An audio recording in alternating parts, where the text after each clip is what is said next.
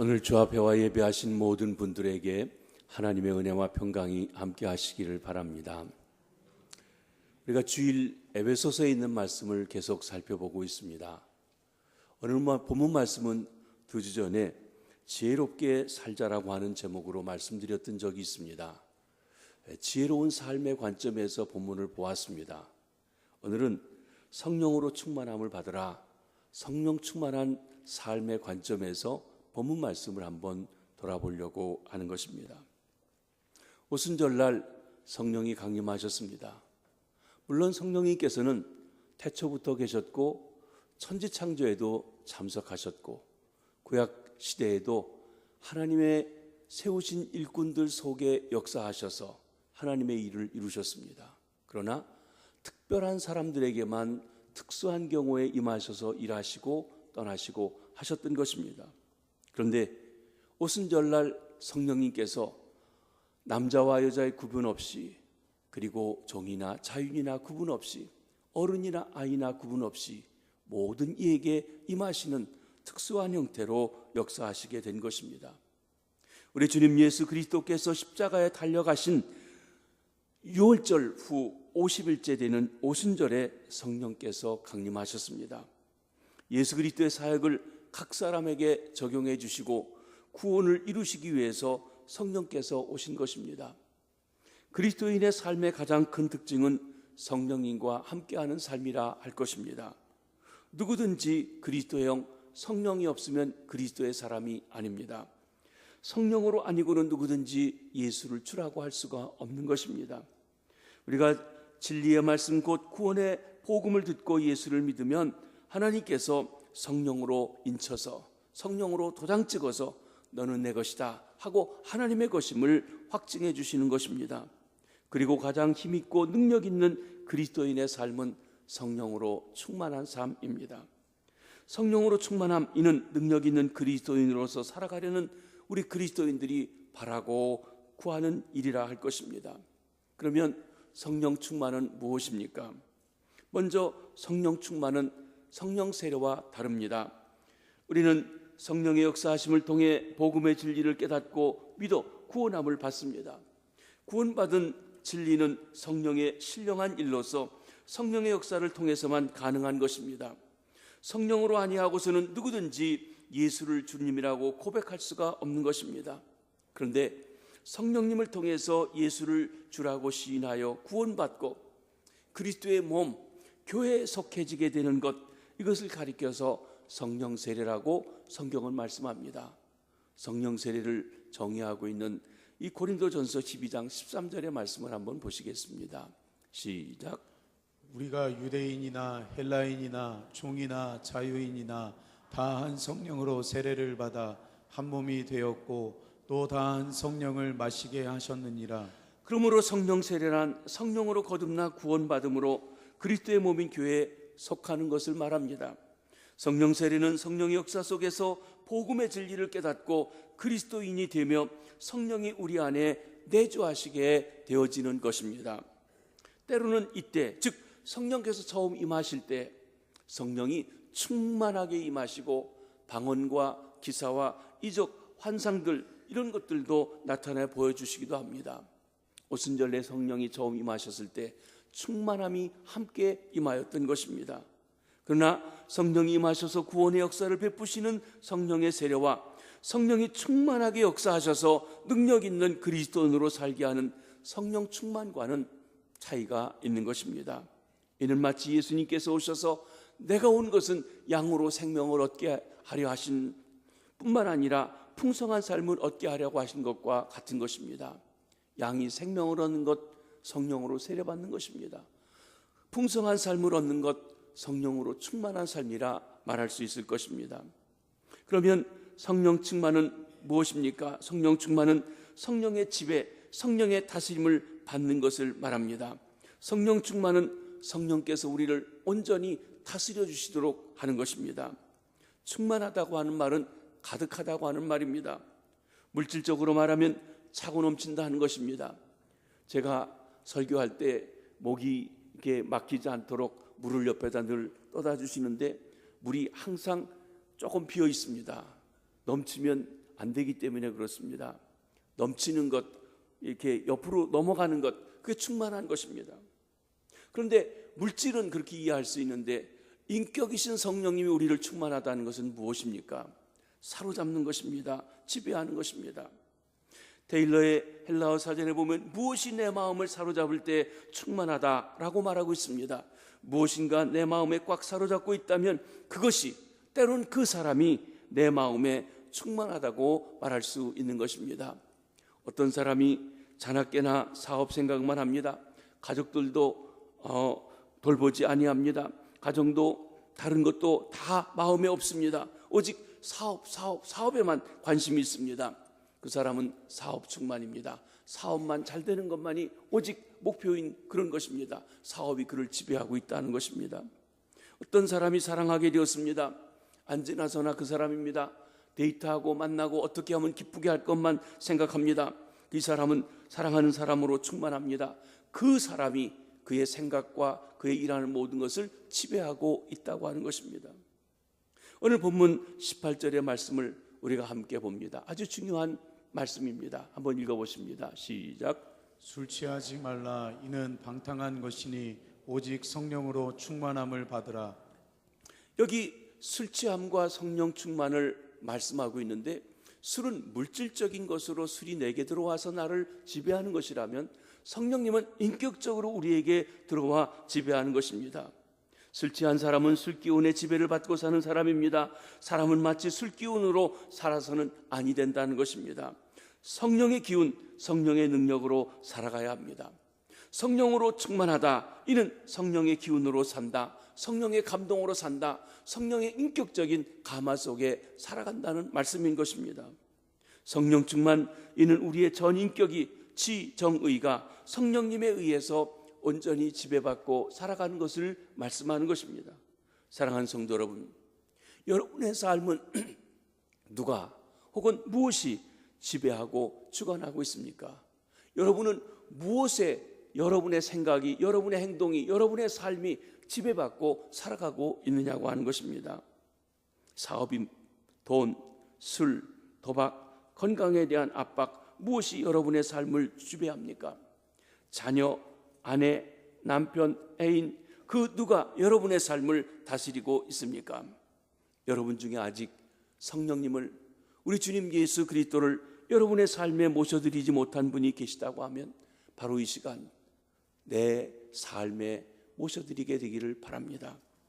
또 여러분 중에 예수를 믿고 성령님이 내주하시지만 다른 일 때문에 성령님에는 관심 없고 저 구석에다가 처박아 두고 계시다고 한다고 하면 그분이 내 마음의 왕자에 앉아서 나를 다스리고 지배하시도록 앉혀드리시기를 바랍니다. 그래서 성령님께서 여러분의 삶을 지배하시게 하시고 인도하시게 해드리길 바랍니다. 그 성령님을 기쁘시게 하며 온전히 사로잡혀 살아가 보시기를 바랍니다. 그것이 가장 행복한, 가장 능력 있는, 하나님을 기쁘시게 하는 하나님의 사람으로서의 삶을 살아갈 수 있도록 역사해 주실 것입니다. 그러면 성도가 성령 충만해야 하는 이유는 무엇입니까? 오늘 본문 15절로 18절이 말씀해 주고 있습니다.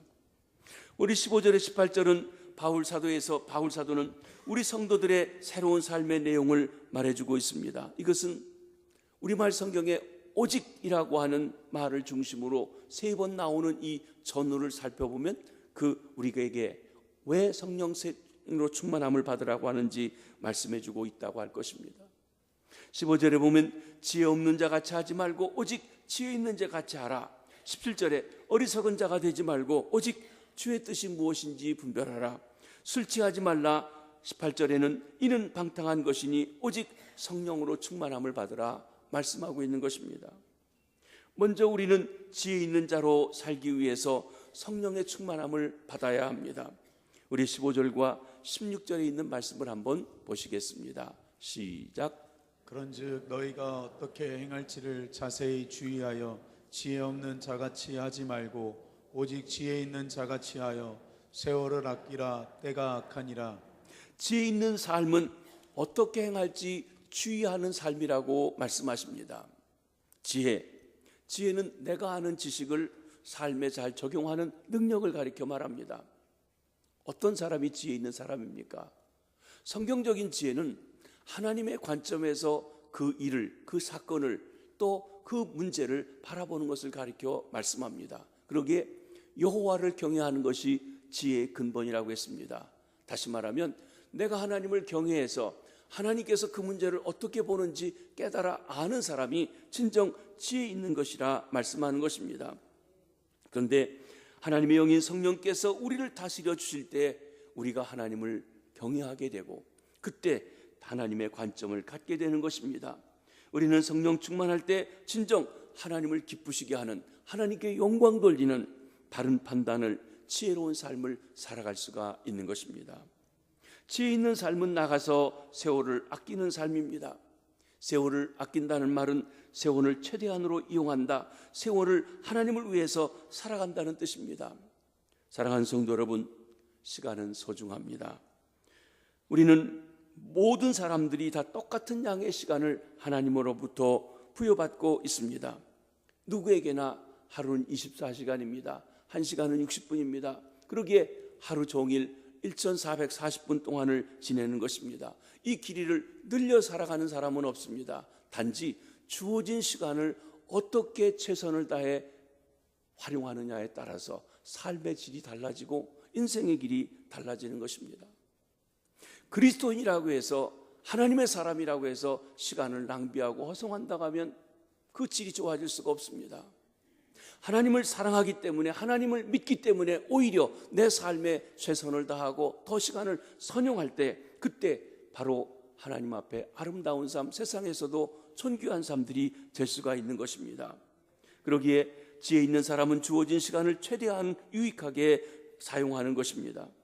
성령님의 다스림을 받을 때 악한 세상에서 헛된 데 시간을 쓰지 않고 시간을 바로 사용할 수 있게 해주십니다. 다시 말해서 성령으로 충만할 때 우리는 시간을 가장 유용하게 사용합니다. 즉 창조주이신 하나님, 우리의 구원주이신 하나님을 기쁘시게 하며 영광 돌리는 삶을 살아갈 수 있도록 역사하시는 것입니다. 또한 우리는 주의 뜻이 무엇인지 이해하기 위해서 성령으로 충만함을 받아야 합니다. 17절의 말씀을 함께 보십니다. 시작. 그러므로 어리석은 자가 되지 말고 오직 주의 뜻이 무엇인가 이해하라. 여기 어리석은 자가 누구입니까? 공부를 못하고 못 배운 사람을 가리키는 말이 아닙니다. 어리석은 자는 주의 뜻을 모르는 자라고 말씀하셨습니다. 어리석은 자는 자기 뜻을 내세우는 자입니다. 어리석은 자는 자기 소견에 옳은 대로만 살아가는 사람입니다. 어리석은 자는 주의 뜻에 어그러진 삶을 살아가는 사람입니다. 그 직분이 무엇이든지 간에 하나님의 뜻과 배치되는 삶을 산다면 어리석은 자가 되는 것입니다. 우리가 주님의 뜻을 이해하려는 데는 성령의 다스림, 성령의 충만함을 받아야 합니다. 왜 그렇습니까? 고린도전서 2장에 보면 성령은 하나님의 깊은 것까지도 통달하시는 분이요 하나님의 일은 하나님의 영 외에는 아무도 알지 못함이라 그랬습니다. 하나님을 일을 아는 것, 하나님의 관점을 갖는 것이 지혜인데 이것을 알게 하시는 분은 성령님밖에 없다는 것이에요. 그러기에 여러분, 성령님만이 하나님의 뜻을 바로 발견하게 하시는 분입니다. 그러므로 우리는 하나님의 뜻이 무엇인지 발견하려고 하면 우리의 인정이나 내 이익이나 감정에 사로잡혀서는 아니 됩니다. 오히려 그 모든 것을 내려놓고 하나님의 영, 성령께서 나를 사로잡아 주시도록 해야 합니다. 그러면 우리를 다스리시는 성령께서 우리 삶에 대한, 그 문제에 대한, 그 사건에 대한 하나님의 뜻이 어디 있는지 깨달아 할 수 있도록 역사해 주신다는 것입니다. 나아가 우리는 방탕한 삶을 피하기 위해서 성령으로 충만한 삶을 살라고 말씀하십니다. 우리 18절 말씀을 다시 한번 보시겠습니다. 시작. 술 취하지 말라, 이는 방탕한 것이니 오직 성령의 충만함을 받으라. 제가 30여 년 동안 미국 생활을 마치고 한국에 와서 제일 충격적으로 보며 안타까운 것 중에 한 가지는 한국에 너무 술 문화가 강조되고 있다는 거예요. TV를 보면 남자고 여자고 어른이고 애고 그저 앉으면 술이에요. 술을 권하는 것이 너무 쉽게 돼 있어요. 아마 이러기 때문에 그리스도인들이 세상 살기가 쉽지 않겠구나. 또 한편에서는 이러기 때문에 어떤 면에서 술을 좀 금하고 있는 기독교보다는 술을 허용하고 있는 캐토릭으로 많이 가는지도 모르겠구나 할 정도입니다. 그렇습니다. 그런데 여기 술 취함과 성령으로 충만함 사이에 외관성 유사점이 있습니다. 술 취한 사람과 성령 충만한 사람이 비슷해 보이는 점이 있다는 것이에요. 무언가 취해 있습니다. 그렇습니다. 그런데 여기 술 취함과 성령으로 충만함은 아주 다른 것입니다. 영국의 마틴 로이드 존스 목사님은 의사입니다. 내외과 의사입니다. 또 목사입니다. 그는 술 취함과 성령 충만함이라는 두 상태를 잘 비교 대조해주고 있습니다. 술, 알코올은 약물학적 관점에서 말한다면 활성제가 아니고 억제자라는 것입니다. 로이드 목사님의 말씀에서 코테이션합니다. 술은 무엇보다 우선 두뇌에 있는 모든 것의 최중심부를 억제한다.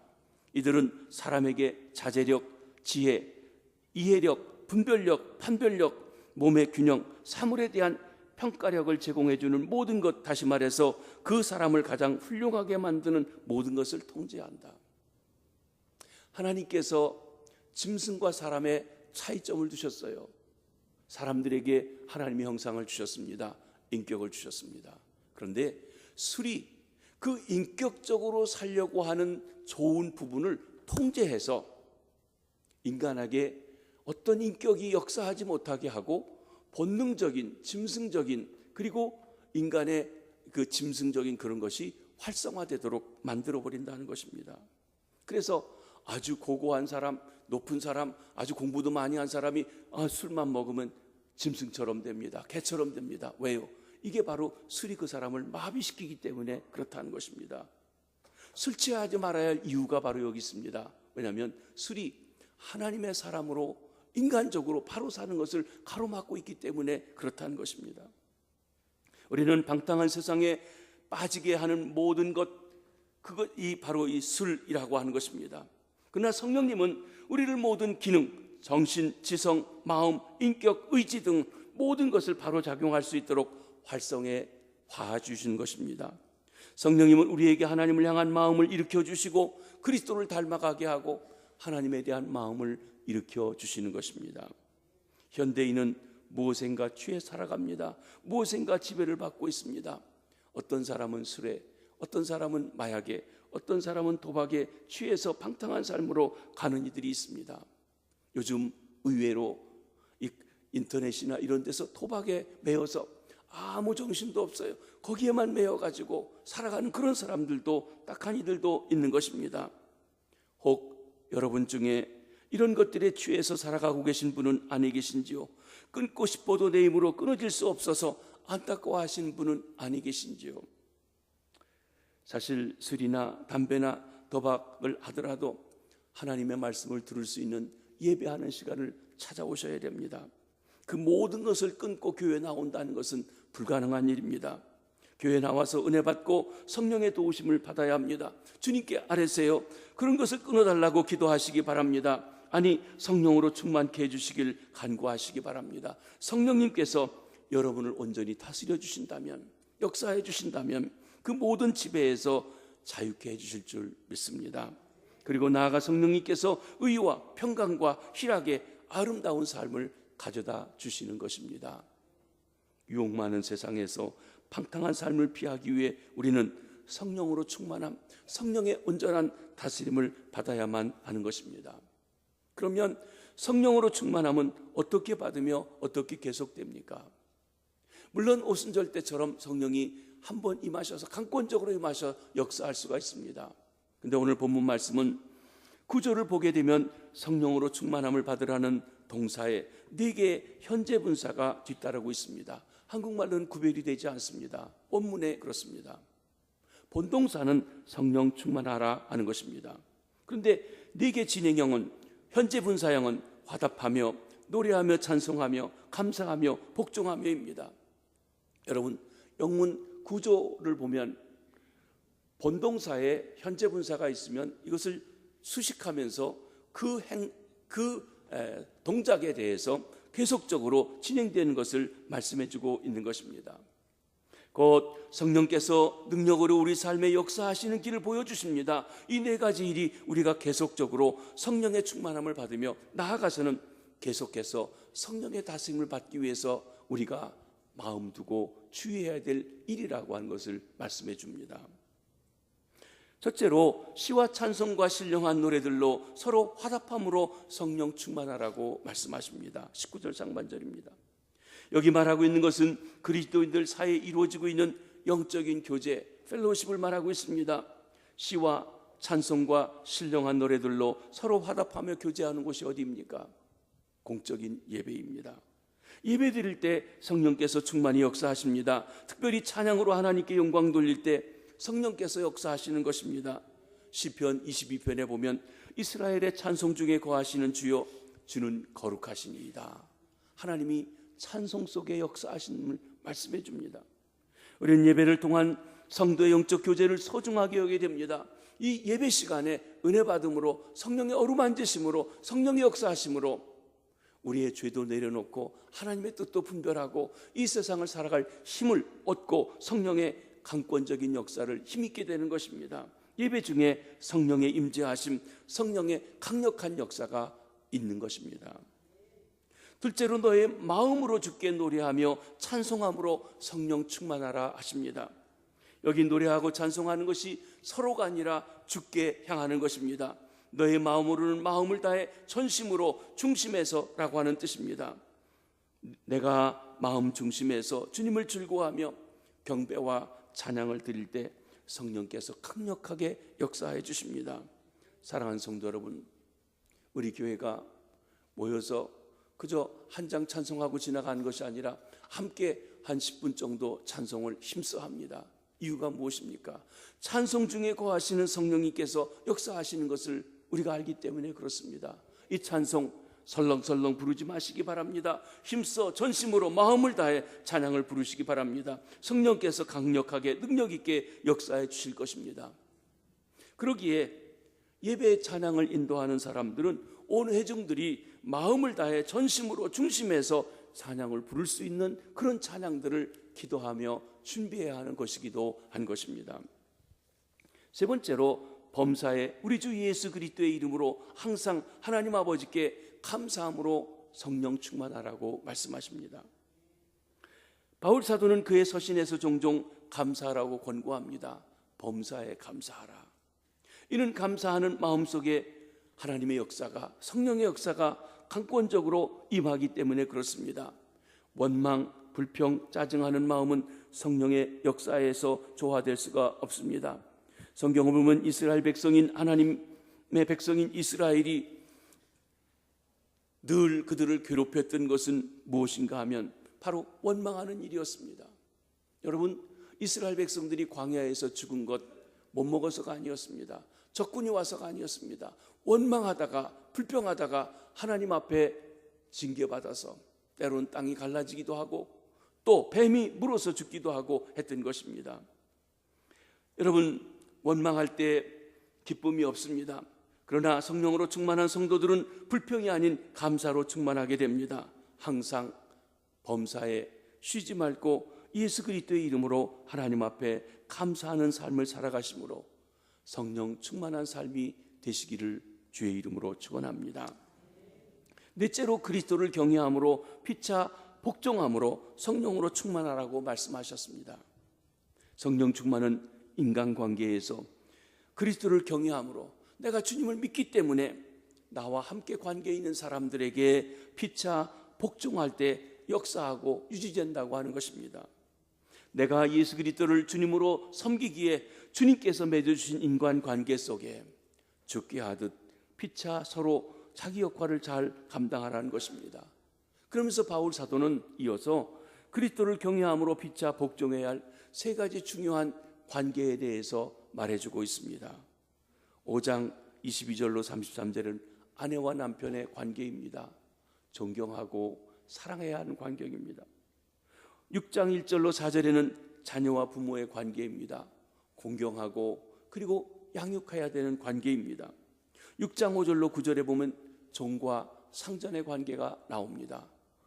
중심에서 성실로 일해야 되고 그리고 마음을 다해서 돌보아야 할 관계인 것입니다. 이 일상적인 인간관계 사이에 그리스도를 경외하기 때문에 피차 복종할 때 성령께서 충만하게 능력으로 역사하시는 것입니다. 때로 우리 중에 성령 충만을 환상으로 보고 방언을 하고 능력을 행하는 그런 것에만 제한하고 있다고 하면 잘못된 것입니다. 오히려 한번 우리가 성령의 역사하심을 받았다고 하면 일상생활에서 인간관계에서 바로함으로 말미암아 성령 충만을 바로 계속적으로 유지해 갈 수 있음을 말해주고 있습니다. 그렇게 해야 된다는 것입니다. 여기 바울 사도는 우리의 성령 충만이 일상생활 속에 유지해야 됨을 말해줍니다. 생활의 성결입니다. 복종의 반대는 거스림입니다. 거스림, 불순종이 죄의 원형인 것입니다. 거스림이 있는 곳에 성령의 역사가 중지됩니다. 우리가 그리스도인이라고 하면서 공격성이 강하고 자기 주장만 내세우고 경솔할 때 성령님께서는 우리 멋대로 하게 내버려 두십니다. 성령이 역사하지 않고 사람들이 지배하고 사람들이 다스리기 때문에 갈등이 생겨지는 것입니다. 그러나 겸손히 온유함으로 그리스도를 경외함으로 피차 서로 복종할 때 성령께서 놀라우게 충만하게 역사하셔서 아름답게 일해 가시는 것을 보는 것입니다. 인간관계에서 우리가 서로 복종하는 근거는 예수 그리스도를 경외하기 때문이라는 것입니다. 다른 말로 하면 내가 예수 믿는 것이 내 이웃들과의 관계에서 아름답게 나타나줘야 하는 것입니다. 그런 면에서 사랑하는 성도 여러분, 남편과 아내 사이에 그리스도를 경외하기 때문에 피차 서로 자기 고집을 꺾고 복종함이 있으신지요? 자녀와 부모 사이에 그리스도를 경외하기 때문에 피차 서로 자기 고집을 꺾고 복종함이 있으신지요? 고용주와 고용인 사이에 그리스도를 경외하기 때문에 피차 서로 존중하며 고집을 꺾고 복종함이 있으신지요? 그리스도를 경외함으로 피차 복종함으로 성령의 충만함을 받아 이 세 관계 속에서 아름답게 살아가시게 되길 바랍니다. 이 세 관계의 자세한 부분은 우리 다음 주부터 계속 살펴보도록 하겠습니다. 마지막 네 번째로 성령으로 충만함을 받으라고 하는 동사, 여기 헬라말로 플레로세오라고 하는 이 동사에 대해서 주는 교훈을 우리가 살펴보려고 합니다. 첫째, 이 동사는 명령형으로 쓰여져 있습니다. 성령으로 충만함을 받으라는 것은 단지 제한이 아니라 권위 있는 명령입니다. 우리는 성령 충만 받아야 합니다. 이것이 하나님의 우리를 향한 뜻입니다. 왜냐하면 하나님께서는 성령 세례 받으라 하고 명령하신 적은 없어요. 성령이 임하셔서 깨닫게 되면 세례는 내가 자연스럽게 이루어져 있는 것이에요. 그러나 성령 충만은 지속적으로 내가 참여하고 의지적으로 역사해야 될 부분임을 말해주는 것입니다. 우리가 성령으로 충만할 때 하나님의 자녀로서 바르게 세상의 빛과 소금으로 그리스도를 닮은 자로 살아갈 수 있는 것입니다. 두 번째, 복수형입니다. 성령으로 충만함을 받으라는 것은 교회 공동체 전체에게, 오늘 예배하는 우리 모든 사람들에게 주시는 것입니다. 목사나 장로님이나 권사님들에게만 아니라 일반 성도님들에게 다 주시는 것입니다. 우리 중 한 사람이라도 술 취해서 술 기운으로 살아가서는 아니 되는 것입니다. 모두가 다 성령으로 충만할 때 그 공동체가 건강하며 아름다우며 하나님께 영광 돌릴 수 있는 것입니다. 우리가 새 성전을 지으면서 해야 될 일, 모든 성도들이 성령 충만한 역사가 있게 되시길 바랍니다. 세 번째로는 수동형입니다. 이는 성령께서 너희를 다스리게 하라는 말씀입니다. 그러므로 성령 충만하기 위해서 우리가 배워야 할 어떤 기술이나 암기 공식이 없어요. 마술이 무엇입니까? 내가 똑같은 주문을 외우면 똑같은 일이 반복적으로 이루어지는 것입니다. 신앙은 마술이 아닙니다. 여러분 성경에 보시면 똑같은 사람에게 나타나 일하시는데도 똑같은 방법으로 하신 것이 단 한 곳도 없습니다. 하나님은 늘 항상 새롭게 하나님의 택하신 방법 가운데 일하신다는 것이에요. 그러기에 우리는 이 성령님께 겸손히 우리 자신을 내어드려야 합니다. 우리는 성령께서 근심하시는 일에서 뉘우치고 돌아서야 합니다. 그리고 성령님께 내 자신을 온전히 맡김으로 성령께서 나를 온전히 다스려 주시도록 내어 맡기는 일이 필요합니다. 그분이 날 주관하셔서 다스리시도록 말입니다. 마지막으로 현재 진행형입니다. 현재형입니다. 이는 한번 성령으로 충만한 것으로 끝나는 것이 아니라는 것입니다. 늘 계속해서 성령 충만한 상태, 성령님의 지배받는 상태에 있으라고 하는 것을 말씀하고 있습니다. 아마 우리가 한 번쯤은 다 은혜 받았던 시간들이 있을 것입니다. 그런데 내가 과거에 은혜 받았던 것 중요하지만 지금 말씀은 그때 은혜 받은 것으로 족하지 말라는 것이에요. 지금 이 시간에 성령님의 충만함으로 내가 나가고 있냐는 것입니다. 그리고 그 성령 충만이 늘 계속되어지도록 주님과 함께 살라고 말씀하십니다. 거기에 인생의 참 행복이 있습니다. 풍성한 삶이 있는 것입니다. 하나님께서 영광 받으시는 삶이 있습니다. 늘 성령으로 충만하여 하나님을 기쁘시게 하는 충만한 삶이 있으시기를 주의 이름으로 축복합니다. 기도하겠습니다. 주님, 우리를 사랑하셔서